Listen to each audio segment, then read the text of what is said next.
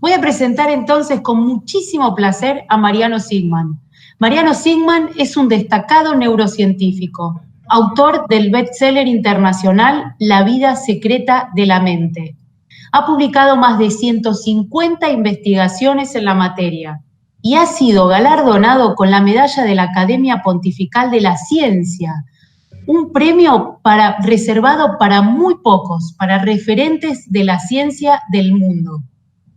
Y también es emprendedor, es cofundador de Zygmind, donde combina la inteligencia artificial y la neurociencia para transformar la psiquiatría y de ahí la salud mental. Es un placer, bienvenido Mariano, es un placer realmente tenerte acá.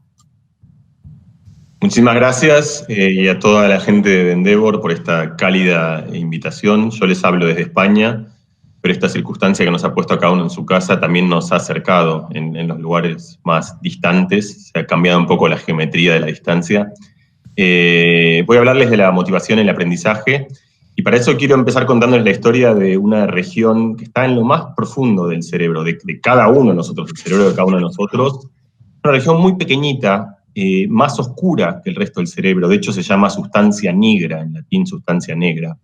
Y ahí están todas las neuronas que producen dopamina. Toda la dopamina del cerebro se produce en esta pequeña región que irriga a todo el cerebro de dopamina. Y resulta que esta molécula, que en realidad también es muy sencilla, es fundamental, porque es el motor, es aquello que nos pone en marcha. Es aquello que nos hace hacer todas las acciones que hacemos. Piensen un segundo, desde las cosas más mundanas a las más extraordinarias, levantarse a la mañana, el que va a estudiar, el que va a trabajar, caminar, hasta cosas más abstractas, como por ejemplo desear cosas, anhelarlas hacia el futuro, viajar, querer tener amigos, amar.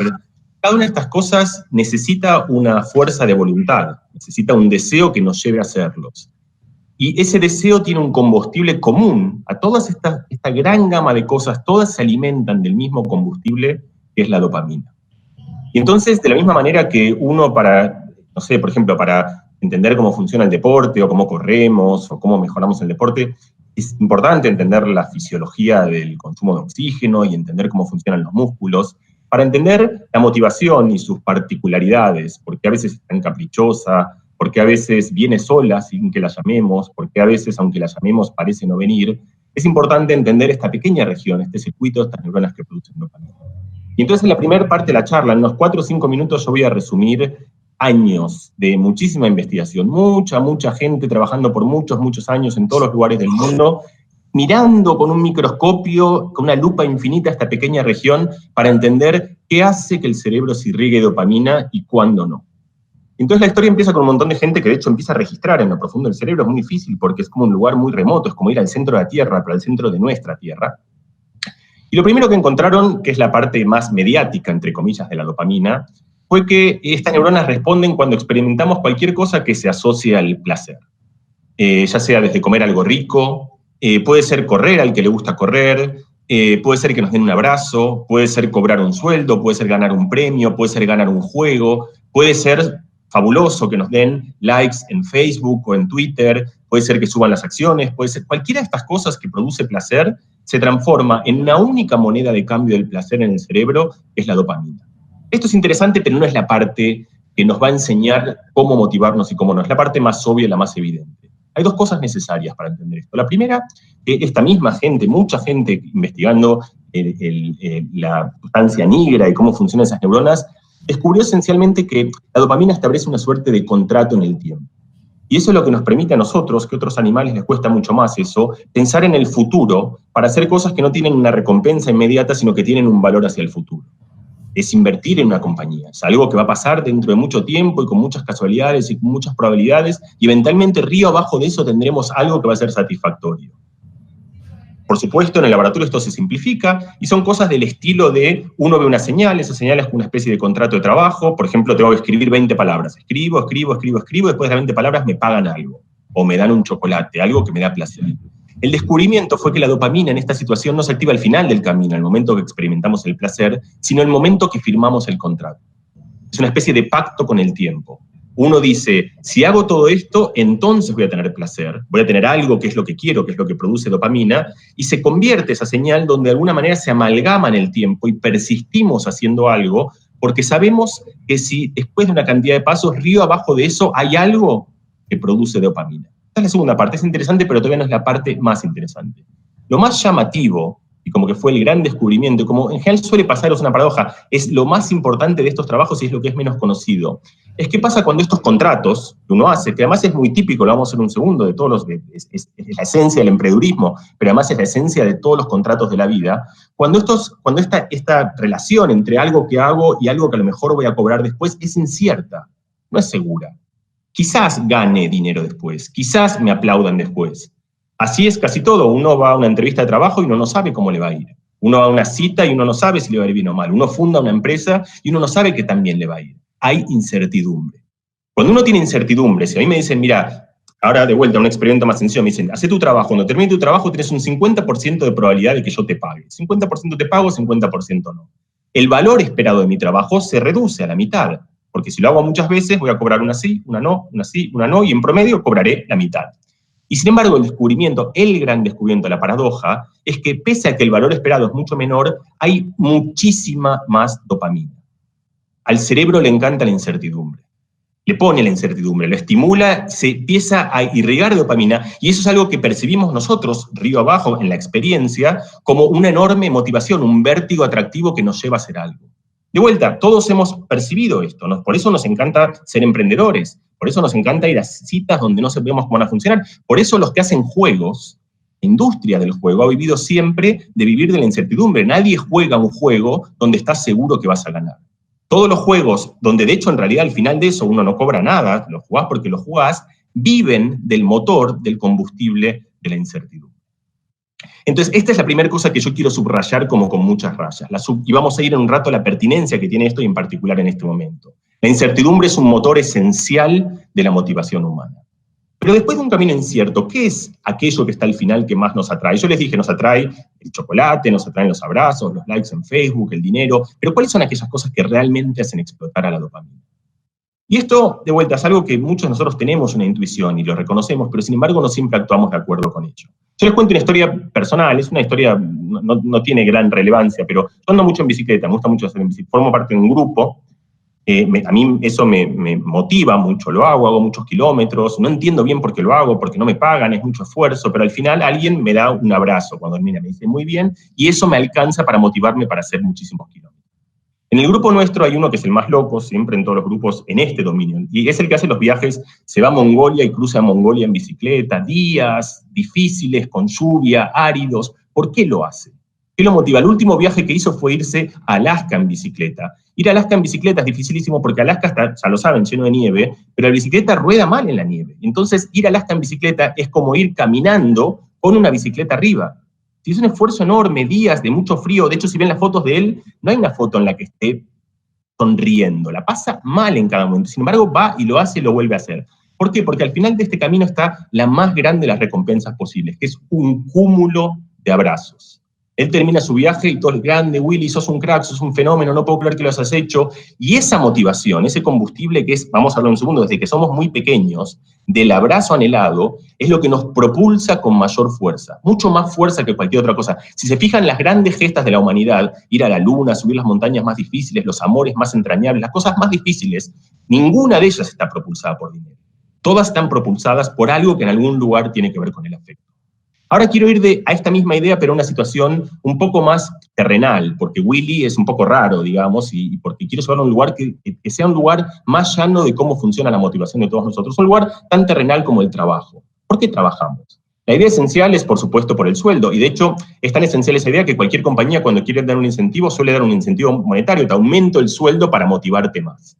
Dan Ariely, un colega mío con el que yo hago muchos trabajos, un científico israelí al que yo quiero y admiro mucho, es un trabajo precioso en el que muestra que eso es un error garrafal. El dinero es un buen combustible para la motivación, pero es un combustible mucho menos efectivo que el que acabamos de ver, que es el afecto. ¿Cómo demostró esto Ariely? Es un experimento muy sencillo pero precioso. Trajo a 100 personas y se preguntó cuánto combustible tienen para trabajar. Los hizo trabajar, les pagó y se fijaba cuánto tiempo trabajaban. En un momento se cansaban y decían, basta, ya no quiero más. El trabajo era divertido, les hacía hacer legos. Tenías que hacer un lego, terminaba el lego, él te pagaba 30 pesos por cada lego. Y le preguntas cuántos hacías. 1, 2, 5, 10. ¿Cuándo te cansabas y decías, mira, ya no quiero trabajar más, ya gané suficiente guita, basta? Y entonces como él pensaba, tenía esta hipótesis de que lo más importante para motivar al fin del camino no es los 30 pesos que te va a pagar, sino algo que tiene que ver con el afecto, separó a la gente en 2 grupos. A unos, cuando llegaban con su Lego, trabajaban, hacían el Lego, trabajaba, y les decía, lo recibían, le decían, toma, acá están tus 30 pesos, muy lindo el Lego, muy bueno, y lo ponían en una estantería. De vuelta, el tipo iba, volvía, hacía otro Lego, tomaba 30 pesos, muy lindo. No era un abrazo enorme, pero era algo en el cual aquella persona que había trabajado sentía que su trabajo tenía significado más allá de su propia existencia. A otro grupo le pagaba los mismos 30 pesos, o incluso más. No importa, le puede pagar 45, 60 pesos. Pero lo que hacía es, bueno, ya no son 30 pesos, yo hago la conversión mala de España, ustedes me disculparán, pero le pagaba del orden de $1 más o menos. Así que lo convierten a lo que sea en el momento y en el color que sea el dólar. Pero al segundo grupo, esto es lo importante, le recibía, le pagaba la misma plata, digamos, los mismos 30 pesos para ser consistentes, pero lo que hacía es, desarmaba el Lego, no le decía ni gracias ni nada, lo tiraba, le pagaba y decía, ¿querés hacer otro? El mismo dinero. Lo que cambia de un grupo a otro es que en uno hay aprecio, hay un pequeño abrazo, afecto, es decir, muy lindo lo que hiciste, tiene valor, lo quiero guardar, y en el otro simplemente te pago por hacer algo, pero eso no tiene ningún significado más allá del dinero que ganaste por eso. El resultado era abismal. La gente que trabajaba por el dinero abandonaba después de 2, 3, 4 veces. Los otros trabajaban y seguían trabajando. Y les digo de vuelta, aun si a estos, los que trabajaban y le rompían el ego, le pagaban más, igual trabajaban 2 o 3 veces y se iban.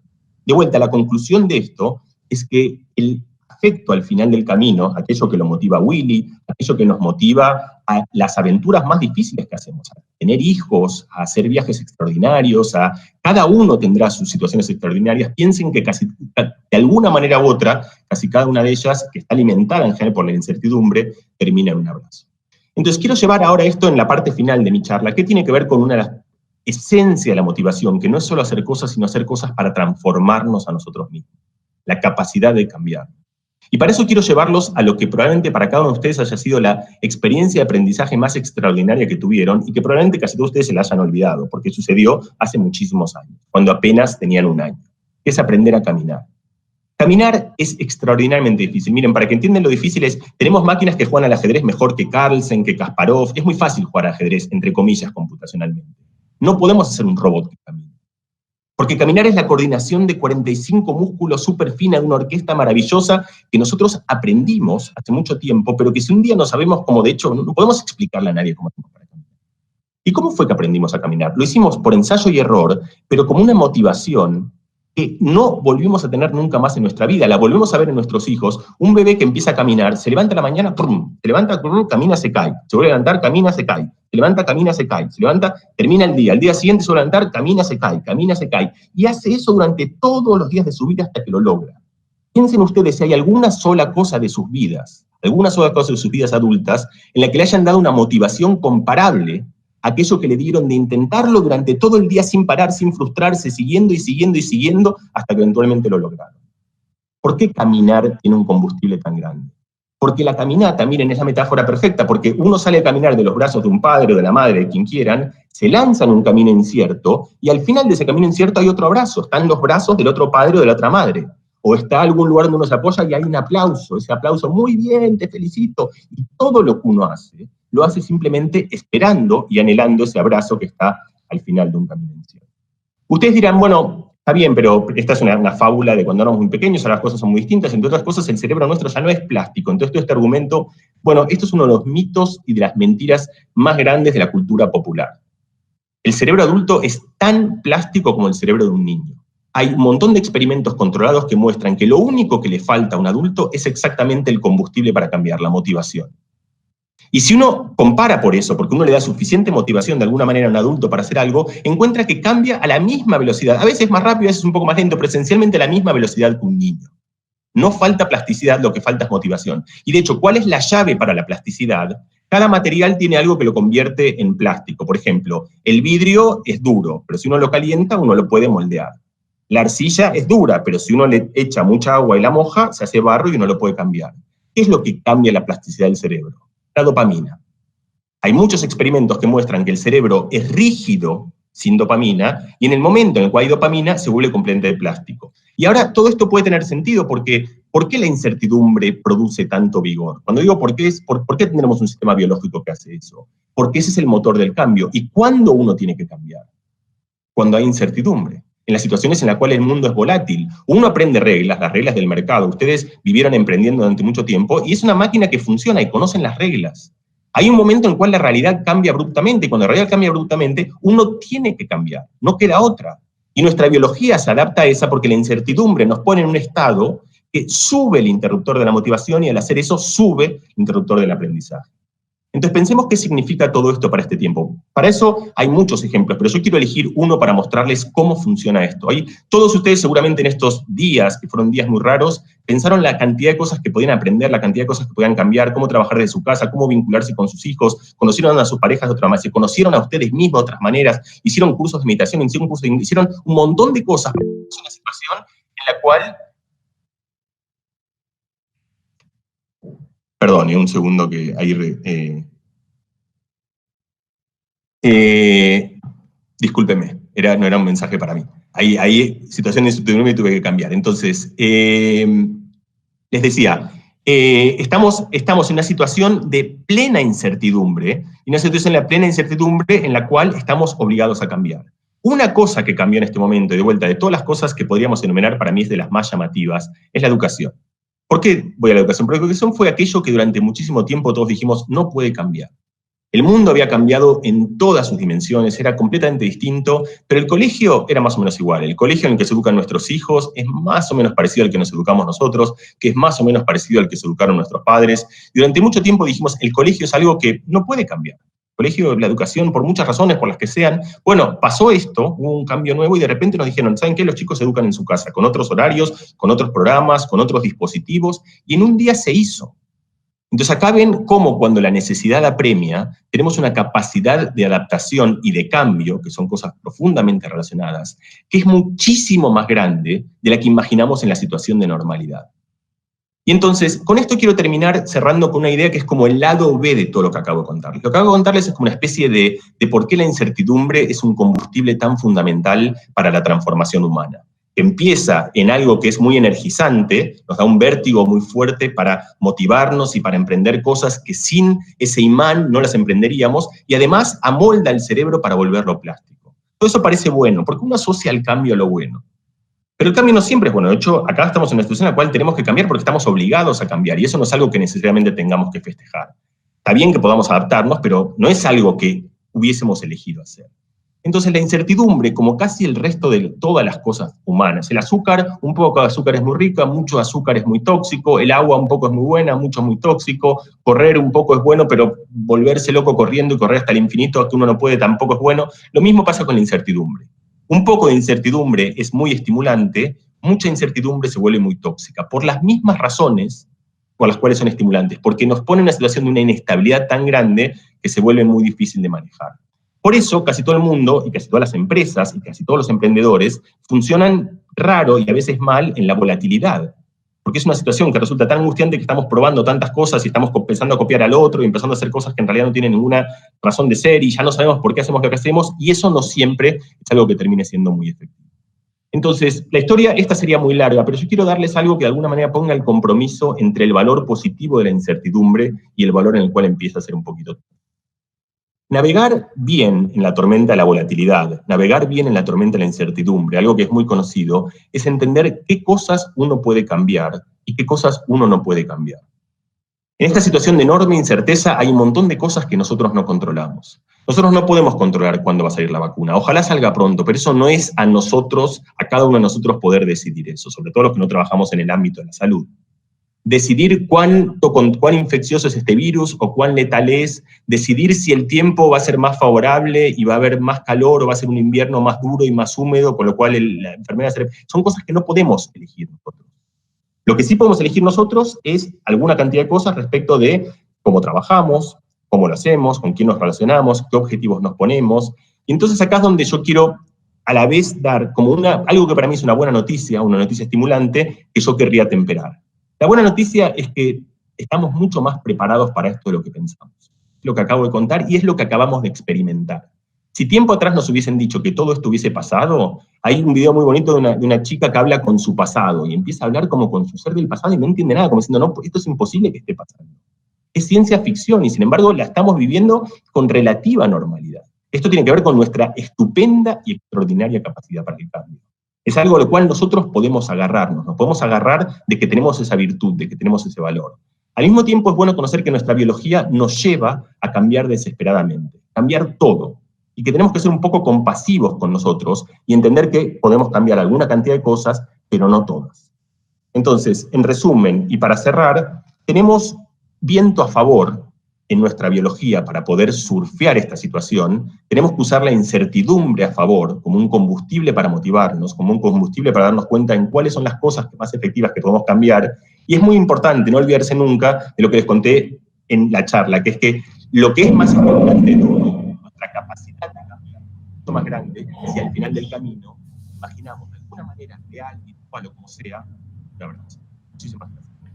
Marian, muchísimas gracias. No te me vayas, porque te quiero hacer un par de preguntas. Por alguna razón, al final de la charla, medio que te me fuiste de audio. No sé si tú tocaste algo en el micrófono o algo, pero me gustaría hacerte un par de preguntas porque tu charla me parece siempre increíble. Te escuché también ayer en la radio y siempre que te escucho me parece algo como increíble todas las cosas que contás.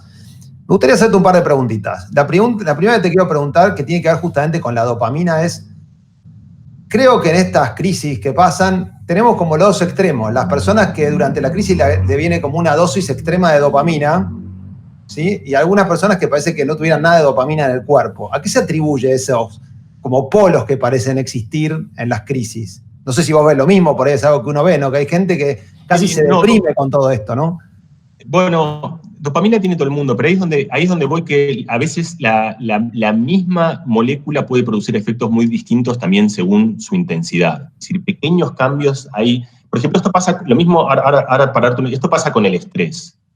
Es decir, la gente que tiene un poco de estrés es necesario, porque si no tenés nada de estrés es como que no tenés ninguna adversidad en la vida, no estás preparado para la resiliencia. El estrés es como una especie de vacuna emocional. Y de hecho, por eso, todos nosotros, fíjate, una cosa que fue una nota que me pidieron para El País justo, que en medio de esta tormenta, la película más vista durante mucho tiempo fue una película de Soderbergh, que tiene 8 años, que se llama Contagio, que es una película sobre una epidemia. Entonces vos podés preguntarte, ¿qué bichos raros que somos? Que en medio de una tormenta, en el momento tranquilo y en el sillón, lo que hacemos es ver imágenes de la tormenta. ¿Por qué hacemos eso? O sea, si lo pensás es muy raro. Y la razón por la cual hacemos eso es como ir a la montaña rusa. ¿Por qué vas a un lugar que te da miedo? La gente sale a la montaña rusa sale con la cara así, no es que salen como, uy, qué buen cafecito que me tomé. Todo esto tiene que ver con prepararte para la tormenta. Es como una especie de vacuna emocional que lo que te permite es tener bajas dosis de algo que lo que te hacen es funcionar bien. Hay gente que esas bajas dosis se vuelven mucho más grandes. Cuando se vuelven mucho más grandes, aquello mismo que te moviliza te paraliza. Porque un poco de dopamina te abre la cabeza para hacerte preguntas, mucha te desordena tanto que lo que llegas es un estado de parálisis. Entonces, este es un lugar de variabilidad importante. Y la segunda cosa, que es parte de lo que yo conté al final de la charla también, es que justamente una cosa que está pasando mucho ahora y que tiene que ver con todo esto que yo les cuento es que en uno de los momentos más difíciles la gente se exige mucho. Esto es muy conocido para la gente que corre. La gente cuando corre y está cansada, en vez de frenar, que es lo que tiene que hacer, acelera, porque quiere llegar antes. O sea, es como que te desesperas tanto y si estoy cansado no aguanto más, entonces acelero más, que es lo peor. Acá está pasando algo parecido con el comportamiento. En un momento muy difícil, la gente quiere resolver todo al mismo tiempo. Querés aprender todo lo que no aprendiste, querés relacionarte con tus hijos, querés trabajar y además trabajar en tu casa, querés pensar cómo resetear tu empresa. Todo eso junto es demasiado. Y a veces lo que pasa cuando te pedís tanto es que terminás paralizándote. Entonces, una cosa que creo que es muy importante es ser compasivos. Con uno, con la pareja, con los que trabajan con nosotros, con nuestra familia, y entender que en un momento difícil como este, a veces conviene no exigirnos ser todo lo estupendos que podemos imaginar ser en algún momento así. Y te voy a hacer la última para despedirte. ¿Hay forma de ejercitar esto? Porque o tiene que ver en el ADN de uno y uno tiene que convivir con lo que le tocó. No, hay una mezcla de cosas, es decir, como hay gente que tiene distinta altura, hay gente que tiene distintos sistemas de dopamina, y eso hace que haya gente que si pensás en un lugar son Nadal, Es un tipo que tiene un sistema de motivación extraordinario en el cual tiene una capacidad de poner un imán hacia el futuro que ninguno de nosotros tenemos para eso. Entonces, hay variabilidad, pero dentro de esa variabilidad, cuando empezás a entender qué cosas funcionan y qué cosas no funcionan, parte un ejemplo que te dije al final, si vos te pedís lo imposible, vos te ponés expectativas que son desmesuradas y que indefectiblemente te van a frustrar porque le estás pidiendo algo, querés volar y vos no podés volar. Entonces, eso va a ser frustrante. Entonces, una cosa importante es entender qué te podés pedir y qué no te podés pedir. Y dentro de una situación de incerteza, de volatilidad, el tener una noción adecuada de expectativas se vuelve mucho más difícil. Pero esas cosas se ejercitan, se practican, y uno, reflexionando en este tipo de ideas, encuentra herramientas que te permiten vincularte mejor con tu sistema de motivación. Bueno, Marian, la verdad que es súper interesante, te agradezco mucho, te agradezco el tiempo, te agradezco las preguntas y las respuestas, así que espero verte en la próxima experiencia Endeavor, ya que sea física, y tenerte ahí. Ojalá. Pero bueno, lo bueno de haber hecho virtual es que teniéndote en España te pudimos tener, así que siempre hay una ventaja para todos. Muchas gracias y te saludamos desde acá. Abrazo grande. Bueno, Julia, ¿andás por ahí? Acá estoy, Tito. Gracias, muchas gracias, Mariano. Un placer saludarte, un placer escucharte. Y a todos les cuento que sin duda es una charla para ver varias veces y que tienen la posibilidad de compartirla también porque queda grabada en nuestro canal de Endeavor Argentina en YouTube. Así que sin duda es un buen regalo en cuarentena mandar la charla de Mariano Sigman. Muchísimas gracias.